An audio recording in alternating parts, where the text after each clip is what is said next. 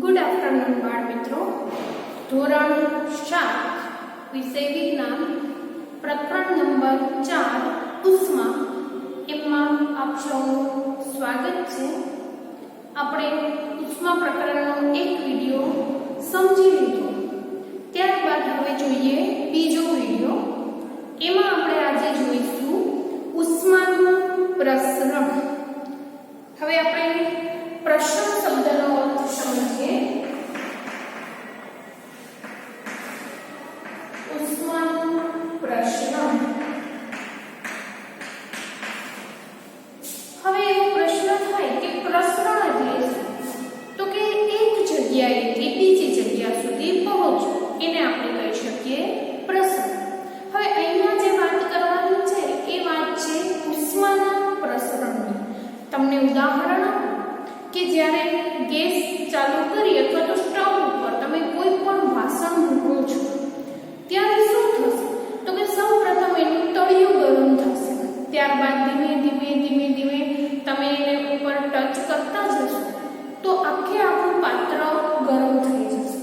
હવે એ જ પાત્ર જ્યારે તમે નીચે ઉતારી લેશો, ગેસ ઉપરથી અથવા તો સ્ટવ ઉપરથી નીચે મૂકી દેશો ત્યારે શું થશે? તો કે અમુક મિનિટો પછી એ ગરમી પોતાની હવામાં છોડી દેશે અને એ પાત્ર ઠંડુ પડી જશે. આ પ્રયોગ કરતા સમયે દાજી ન જવાય એવું ખાસ ધ્યાન રાખવાનું છે. હવે એવો પ્રશ્ન થશે કે આ ગરમી ક્યાંથી આવી અને ક્યાં ગઈ? હવે એનું સોલ્યુશન આપણે કરીએ કે ગેસમાંથી મળતી ગરમી પાત્રના તળિયાને મળે છે. એ તળિયું તો કે એની બાજુમાં આવેલા અણુને ગરમી આપે છે.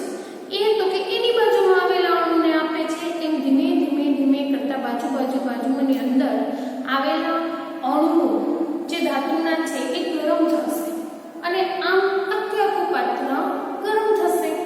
પણ જ્યારે તમે એને ગેસ ઉપરથી નીચે ઉતારશો ત્યારે શું થશે? તો કે આજુબાજુમાં વાતાવરણની જે હવા છે એ ઠંડી હશે. હવે એ ઠંડી હવાના અણુઓ જે ગરમ વાસણ છે એમાંથી ગરમીને શોષી લેશે. ધીમે કરતા ઠંડી હવા ગરમી શોષતી જશે અને હવા ગરમ થશે.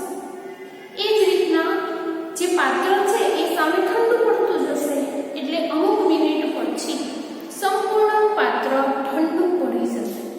હવે અહીંયા એક પ્રવૃત્તિ આપેલી છે જે આપણે જોવાની છે.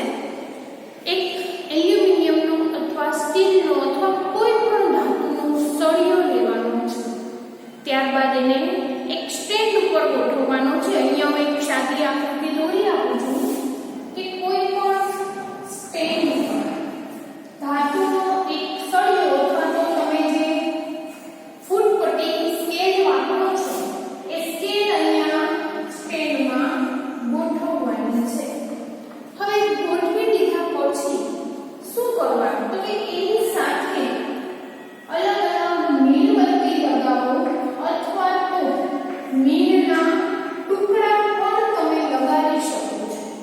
મીણના ટીપા એના ઉપર લગાવતા જશો અથવા તો મીણબત્તી લગાવતું જવાનું છે. ત્યારબાદ એને ઊંધી સ્ટેન્ડ ઉપર ગોઠવી દેવાનું છે. હવે અહીંયા નીચેના ભાગે અહીંયા કોઈ પણ એક સ્ટેન્ડ રાખી એની ઉપરથી તમારે ગરમી આપવાની છે. આ છેડા ઉપર જ્યારે તમે ગરમી આપશો હવે આ સળિયો કાં તો લોખંડ કાં તો સ્ટીલ કાં તો એલ્યુમિનિયમ અથવા તો બીજી એવી ધાતુ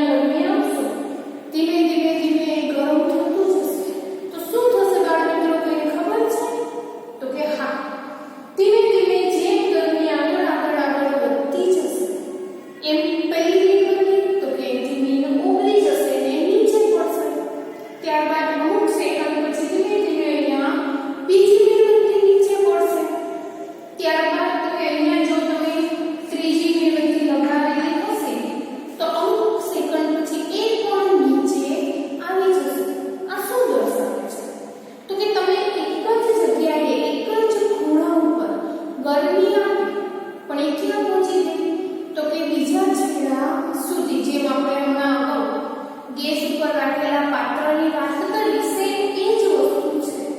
આને શું કહેવાય તો કે ઉષ્માનું પ્રસરણ. પ્રસરણ પામવું એટલે એક જગ્યાએથી બીજી જગ્યા સુધી પહોંચવું. ત્યારબાદ બાજુમાં એક આકૃતિ આપેલી છે. ટેક્સ્ટબુકમાં બધા પાસે હશે, જે ખોલીને જુઓ. હવે એવો પ્રશ્ન થશે કે શું દરેક વસ્તુ ગરમ થતી હશે? હા કે ના? અમુક કેસે હા, અમુક કેસે ના. પણ બધાની ગરમી ગ્રહણ કરવાની અને એક જગ્યાએથી બીજી જગ્યાએ પ્રસરણ કરવાની જે સમય મર્યાદા છે એ ઓછી કે વધતી હોઈ શકે. ગરમ પાણી ભરેલું એક બીકર લઈ અને અંદર ધાતુનો કોઈ પણ સળિયો, નાની ફૂટપટ્ટી, પેન્સિલ, પ્લાસ્ટિકની કોઈ વસ્તુ એ બધું જ તમારે એકસાથ અંદર મૂકી દેવાનું છે. પછી અમુક મિનિટ પછી જ્યારે તમે એને જોશો અને એક એક વસ્તુને વારાફરતી અડતા જશો ત્યારે ખબર પડશે કે અમુક વસ્તુ તો કે એકદમ ગરમ થઈ ગઈ છે, અમુક વસ્તુ તો કે એકદમ ઓછી ગરમ છે, જ્યારે અમુક વસ્તુ તો કે સાવ ગરમ છે જ નહીં. આ શું દર્શાવે? તો કે જે વસ્તુ ગરમીને એમની અંદરથી પસાર થવા દે એને કહેવાય ઉષ્માનું સુવાહક. ઉષ્માનું સુવાહક. સુવાહક એટલે શું? તો કે ગરમીને અંદરથી પસાર થવા દે. હવે જે વસ્તુ ગરમ જ નથી એને શું કહેવાય? તો કે ઉષ્માનું અવાહક. અને ઘણી વસ્તુ એવી હશે મિત્રો કે જે એકદમ ઓછી ગરમ થઈ હશે એને શું તમે કહી શકો? તો કે ઉષ્માનું મંદવાહક. આમ જે પાત્રમાં રાખેલી વસ્તુમાંથી ગરમી પસાર થાય છે એ પ્રમાણે ઉષ્માનું વાહક, અવાહક અને મંદવાહક આપણે દર્શાવી શકીએ. ત્યારબાદ પ્રવૃત્તિ નંબર 4.7 એની અંદર શું કીધું છે? તો કે નાના બીકરમાં પાણી ભરીને તેને ગરમ કરવાનું છે. જે આપણે અગાઉ પ્રક્રિયામાં જોયું એ પ્રક્રિયાને કઈ કહેવાય? તો કે ઉષ્મા વહનની પ્રક્રિયા. ઉષ્માનું પ્રસરણ એને નામ શું અપાય? તો કે ઉષ્માનું વહન. એક જગ્યાએથી બીજી જગ્યાએ જવું એ વસ્તુ થઈ ઉષ્માનું વહન. ત્યારબાદ મેં જે પ્રવૃત્તિ સમજાવી એ પ્રવૃત્તિનું નીચે કોષ્ટક આપેલું છે. એ તમારે રફમાં તમારી રીતે લખવાનું છે. જાતે પ્રવૃત્તિ કરી અને એ લખવાનું છે. એમાં એક આપ્યું છે સ્ટીલની ચમચી. કેવી છે? તો કે ધાતુ. બીજો છેડો ગરમ થાય? તો કે હા.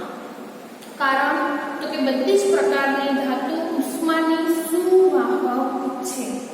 જ્યારે લાકડું, રબર એ તો કાં અવાહક અને કાં તો એ મંદવાહક તરીકે કાર્ય કરે છે. એમાં સામેના પેજ ઉપર વ્યાખ્યા આપેલી છે એ એકવાર રિવિઝન કરી લઈએ કે જે પદાર્થ પોતાનામાંથી ઉષ્માનું વહન સરળતાથી થવા દે તેને કહેવાય ઉષ્માનું સુવાહક. અને જેને વહન નથી થવા દે અથવા તો ઓછું થવા દે એને કહેવાય મંદવાહક. અને સંવહન થતું જ નથી એને આપણે કહી શકીએ ઉષ્માનું અવાહક. ત્યારબાદ આપણે આગળ વધીએ.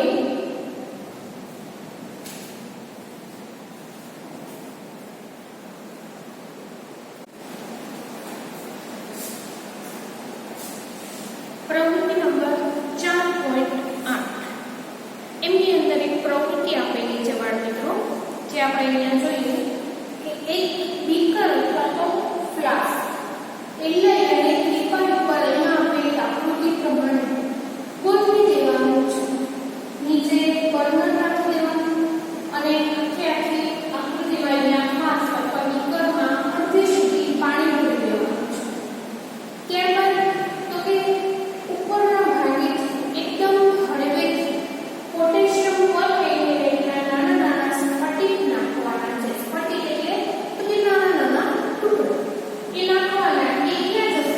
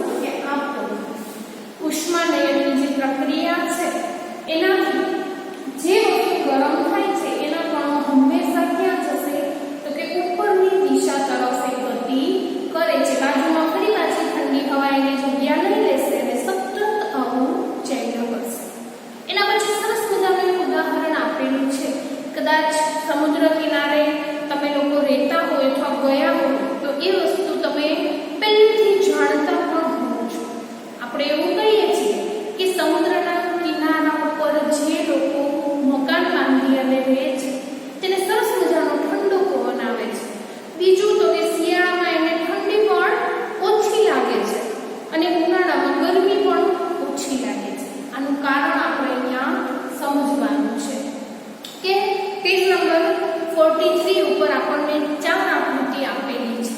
હવે આકૃતિમાં શું કહેવા માંગે છે તો કે જે ભાગમાં દરિયો અને એની કિનારાનો ભાગ ત્યાં મકાન આવેલા હોય એ બાજુ સરસ મજાની દરિયાની બાજુ પવન માટે તમે બારી રાખેલી હોય એ ત્યાંથી જે પવન આવે છે એની વાત કરી છે કે દિવસ દરમિયાન સૂર્યમાંથી આવતા પ્રકાશના કિરણો જે ધરતીને ગરમ કરે છે, પણ એ જે ઝડપે ધરતીને ગરમ કરે છે, જમીનને ગરમ કરે છે, એ જ ઝડપે એ સમુદ્રના પાણીને ગરમ કરી શકતા નથી. શું થશે એ સમય તો કે સમુદ્રમાં જે જમીનનો ભાગ છે એ જમીન ફટાફટ ગરમ થઈ જશે અને ત્યાંની ગરમી કોને આપશે તો કે ત્યાં ઉપર રહેલી હવાના સ્તરને. એ સ્તર આખે આખું ગરમ થઈ જશે અને એ હવા ઊંચે જતી રહેશે. હવે એ સમય દરમિયાન સમુદ્રની ઉપરની હવા ઠંડી હશે. એ ઠંડી હવા ફરી પાછી જમીન ઉપર આવશે અને જમીન ઉપરની જે હવા છે એ આકાશ તરફ ગતિ કરી અને અમુક ઊંચાઈએ જઈ અને ફરી પાછી ક્યાં જશે તો કે સમુદ્રની બાજુમાં. આમ આખે આખું રાઉન્ડ એનું ચક્ર એ પૂરું કરશે. આ રીતના જે પવનો આવે છે કે જે જમીન ઉપરથી જઈ અને સમુદ્ર બાજુમાં જશે અને સમુદ્રના જે ઠંડા પવનો છે એ ફરી પાછા જમીન ઉપર આવશે. આને કહેવાય દરિયાઈ લહેર. દરિયાઈ લહેર એટલે શું તો કે દરિયા ઉપરથી આવતી હવાની એક ઝોપો અથવા એક લહેર. હવે ઘણી વખત આનું ઓપોઝિટ પણ થાય છે. ક્યારે તો કે રાતના સમયે. દિવસ દરમિયાન આખી જમીન ગરમ થઈ જશે પણ જે ઝડપે જમીન ઠંડી પડે છે એ ઝડપે પાણી ઠંડુ પડી શકતું નથી. તો શું થશે મિત્રો તો કે વાતાવરણની જે હવા છે સમુદ્રના પાણી ગરમ હોવાને કારણે ગરમ થશે અને એ ગરમ હવા ક્યાં જશે તો કે ઉપરના ભાગે જશે. આપણે બધા જાણીએ છીએ અને અહીંયા પ્રવૃત્તિમાં પણ જાણી લીધું કે ગરમ જે હવા હોય એ બધી ક્યાં જાય તો કે ઉપરના ભાગે. હવે અહીંયા શું કીધું છે તો કે સમુદ્રના પાણીને જમીનની સાપેક્ષે ઠંડુ પડતા વાર લાગે છે. એકવાર ગરમ થઈ જશે પછી એકદમ ઝડપથી ઠંડુ પડી શકતું નથી. જમીન પરની ઠંડી હવા ક્યાં જશે તો કે સમુદ્ર તરફ. જમીન ઠંડી થઈ જશે એની હવા ક્યાં જશે તો કે સમુદ્ર તરફ જતી રહેશે અને સમુદ્રની જે હવા છે એ ફરી પાછી ક્યાં આવશે તો કે જમીન ઉપર. એટલે આ પ્રકારની જે ઓપોઝિટ આખી સિસ્ટમ વિરોધી જે સિસ્ટમ છે એને આપણે કહી શકીએ ભૂલહેર. ભૂ એટલે શું તો કે જમીન. જમીન પરથી આવતી હવાની લહેર અને એની આગળ આપણે ભણ્યા શું હતું તો કે દરિયાઈ લહેર. કારણ કે દરિયા ઉપરથી આવતા હવાના એક પ્રકારનું ઝોપો અથવા એક પ્રકારનો પવન કે જે ઠંડો.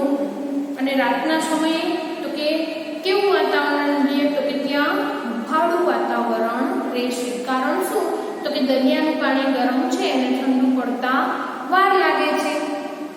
એના પછી જોઈએ આપણે કે જ્યારે આપણે સૂર્યના તડકામાં જઈએ છીએ ત્યારે આપણને એક પ્રકારની હૂંફનો અનુભવ થાય છે. હવે ક્યારે આપણે એવું વિચાર કર્યું કે તડકો જે છે જે સૂર્યના કિરણો છે એ જમીન ઉપર આવે છે અને આપણને હૂંફ અથવા તો ગરમી આપે છે એ કઈ રીતના ત્યાંથી જમીન ઉપર ત્યાંથી સૂર્યમાંથી જમીન ઉપર પહોંચતા હશે. એમાં ઉષ્મા વહન કે ઉષ્મા નયનની પ્રક્રિયા થઈ શકે નહીં. કારણ શું તો કે સૂર્ય અને જમીન વચ્ચે અમુક ભાગ એવો પણ છે કે જ્યાં એક પણ પ્રકારનું માધ્યમ નથી. હવે માધ્યમ એટલે શું તો કે હવા, પાણી અને કાચ. આ ત્રણ માધ્યમ છે. માધ્યમ એટલે બે વસ્તુની વચ્ચે આવેલી કોઈ પણ એક વસ્તુ. ઉદાહરણ તરીકે એક હાથ અને બીજો હાથ. એ બેની વચ્ચેના ભાગમાં શું છે તો કે હવા. અહીંયા હવાનું માધ્યમ છે. બીજું ઉદાહરણ તમે એક બાજુ રાખીને અને બીજી બાજુ જોશો તો એ બે વચ્ચે કયું માધ્યમ છે? તો કે કાચ અને પાણી, બે માધ્યમો છે. અને ત્રીજું માધ્યમ શું? તો કે તમે નજર બહાર ફેંકો છો ત્યાં હવા પણ છે. એટલે કહેવાનો અર્થ એ કે બે વસ્તુની વચ્ચે આવેલું કોઈ પણ એક સ્તર અથવા તો કોષ. એટલે અહીંયા આપણે જે વાત કરીએ છીએ કે સૂર્ય અને પૃથ્વીની વચ્ચેના ભાગે ઘણો ભાગ એવો છે કે જ્યાં એક પણ પ્રકારનું વાતાવરણ નથી, કોઈ સ્તર જ નથી, જેને આપણે કહીએ છીએ શૂન્ય અવકાશ.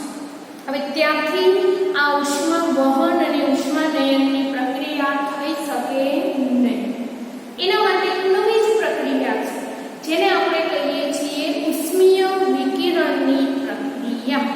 એના માટે કોઈ પણ પ્રકારના માધ્યમની જરૂર નથી. આવું તમે બીજું ઉદાહરણ પણ લઈ શકો કે રસોઈના વાસણો જ્યારે ગરમ થયા હોય અને તમે એને બાજુ પર મૂકી દો છો અને વાતાવરણમાં એ ગરમીને મુક્ત કરે છે, આ પ્રક્રિયાને પણ તમે ઉષ્મીય વિકિરણ તરીકે ઓળખી શકો. કારણ શું? તો કે એને ઠંડુ પડવા માટે કોઈ માધ્યમની જરૂર નથી. બરાબર? અહીંયા સરસ મજાનું ઉદાહરણ આપ્યું છે કે આપણું શરીર પણ ઉષ્મીય વિકિરણ દ્વારા આસપાસના વાતાવરણમાં ઉષ્મા મુક્ત કરે છે અને ઉષ્મા મેળવે છે. વાતાવરણમાંથી મેળવે પણ ખરા અને આપણું શરીર અમુક ટકા ગરમી વાતાવરણમાં મુક્ત પણ કરે છે. બધા જ ગરમ પદાર્થો ઉષ્માનું વિકિરણ કરે છે. જ્યારે આ ઉષ્મા પદાર્થની સપાટી પર આપાત થાય છે ત્યારે તેમનો કેટલોક ભાગ શોષાઈ જાય છે અને કેટલોક ભાગ છે પરાવર્તન પામી અને ફરી પાછો જતો રહે છે. જમીન ઉપર જેટલો તડકો પડે છે બધો જ જમીનમાં શોષાતો નથી, પૃથ્વી પર શોષાતો નથી. એનો અમુક ટકા ભાગ ફરી પાછો અવકાશમાં જતો રહે છે. વળી કેટલોક ભાગ અંદરના ભાગમાં પણ વહન કરે છે, જમીનની અંદર પણ ગરમ કરે છે. પદાર્થમાં શોષાતી ઉષ્માને કારણે પદાર્થનું તાપમાન વધી જાય છે. તમે જ્યારે સૂર્યના તડકામાં હો ત્યારે તમને છત્રી વાપરવાની સલાહ આપવામાં આવે છે. કારણ શું? તો કે સૂર્યની ગરમીથી તમે ગરમ થઈ જાઓ છો અને શરીરનું તાપમાન એકદમ વધી જાય છે. આમ પૃથ્વી ઉપર આવતા સૂર્યના જે તે કિરણો છે એ ઉષ્મીય વિકિરણની મદદથી જમીનને, પૃથ્વી ઉપરના બીજા કોઈ પણ ભાગને એ ગરમ કરે છે અને ત્યાંથી અમુક પ્રકારની ગરમી ફરી પાછી પરાવર્તન થઈ અને અવકાશમાં જતી રહે છે.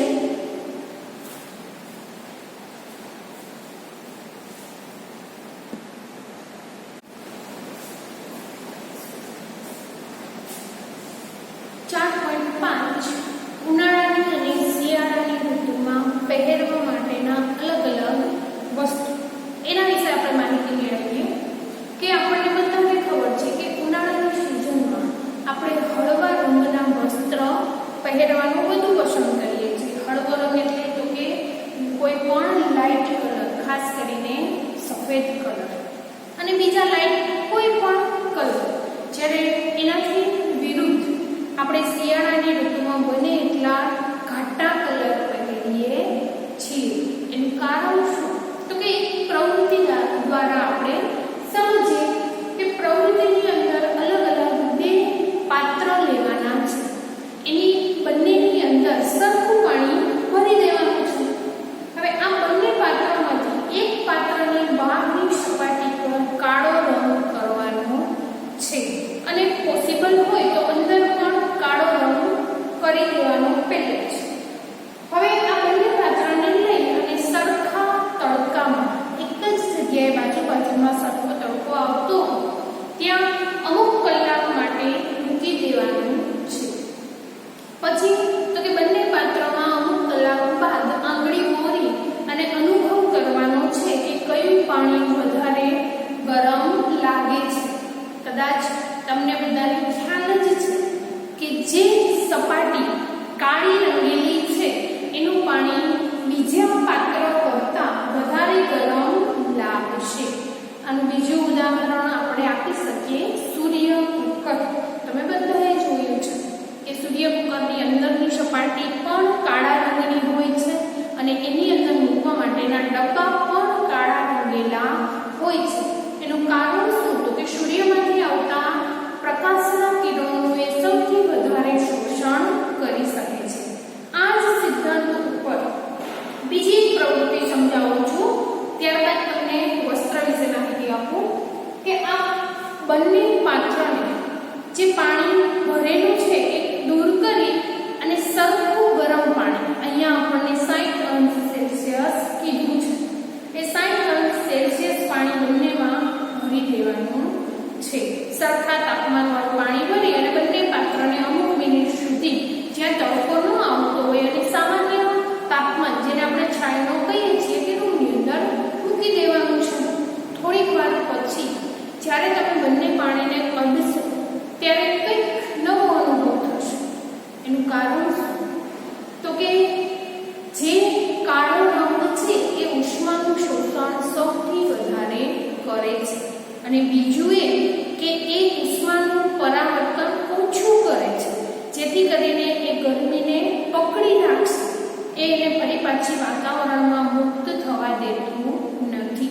જ્યારે જેની ઉપર રંગ કરેલો નથી અથવા તો હળવો રંગ, એ પાત્ર તો કે ઉષ્માનું શોષણ ઓછું કરશે અને બીજું એ કે એની અંદર 60 અંશ સેલ્સિયસ પાણી ભરી દીધું છે તો એ વાતાવરણમાં ઉષ્મા ઝડપથી મુક્ત કરી દેશે.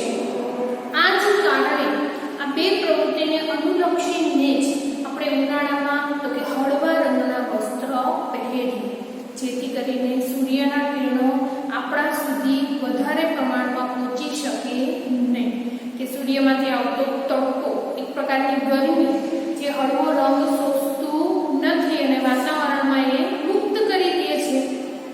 જ્યારે જો ઘાટા રંગના વસ્ત્ર હોય ડાર્ક કલરના તો શું થશે?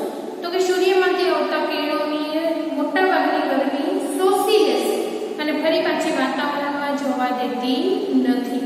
એટલા માટે શિયાળામાં આપણે હૂંફની જરૂર હોવાથી ઘાટા રંગના વસ્ત્ર પહેરીએ છીએ અને ઉનાળામાં હળવા રંગના વસ્ત્ર પહેરીએ છીએ. એવું જ એક બીજું ઉદાહરણ પણ અહીંયા નીચે આપેલું છે કે શિયાળામાં ઊનના વસ્ત્રો આપણને હૂંફ આપે છે. હૂંફ એટલે ગરમી. તો પહેલું જ કહી દઉં મિત્રો કે ઊન છે એ ઉષ્માનું મંદ વાહક છે. મંદ વાહક આપણે આ જ વિડીયોમાં ભણી ગયા કે જેમાંથી ઉષ્મા વધુ પ્રમાણમાં પસાર થઈ શકે નહીં. બીજું કે ઊનના વસ્ત્રની ગૂંથણીની વચ્ચે સતત એક પ્રકારની હવા ભરાયેલી રહે છે, જેથી કરીને આપણું શરીરનું જે તાપમાન છે એ શિયાળાની અંદર બહારનું વાતાવરણ ઠંડુ હોય ત્યારે આપણા શરીરની ગરમી એ વાતાવરણમાં જતી રહે નહીં અને આપણું શરીર એક પ્રકારની હૂંફ અનુભવે. જો ઊનનું વસ્ત્ર પહેરેલું ના હોય તો શું થાય? તો કે બહારનું વાતાવરણ જેટલું ઠંડુ છે બધી જ ઠંડી આપણા શરીરને અડશે અને આપણને એક પ્રકારની ઠંડીનો અનુભવ થશે, કારણ કે આપણું શરીરનું જે તાપમાન છે એ ઠંડુ પડતું જશે. આનાથી બચવા માટે શું કરીએ? તો કે ઊનનું વસ્ત્ર પહેરી લઈએ છીએ કે જેથી કરીને આપણા શરીરની ગરમી એ વાતાવરણમાં જવા દે નહીં.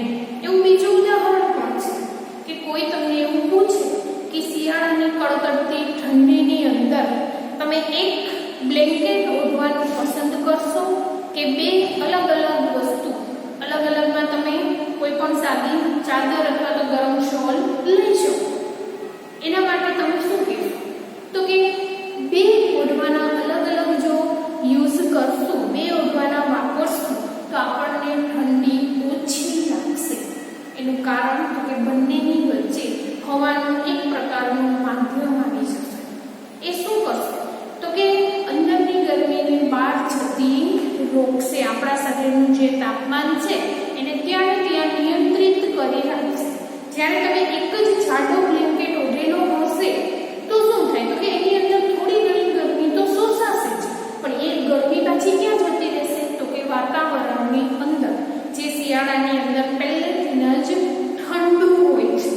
એટલા માટે જ અલગ અલગ બે પ્રકારના ઓઢવાના એક સાથે ઓઢવાથી ઓછી ઠંડી લાગે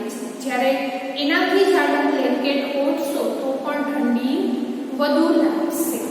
અહીંયા પાઠ નંબર 4 આપણે પૂર્ણ કરીએ છીએ. એમનું હોમવર્ક અને જે સ્વાધ્યાય પોથીની અંદર લખવાનું કાર્ય છે એ આપણે વિડીયોની સાથે સાથે YouTube ઉપર અને WhatsApp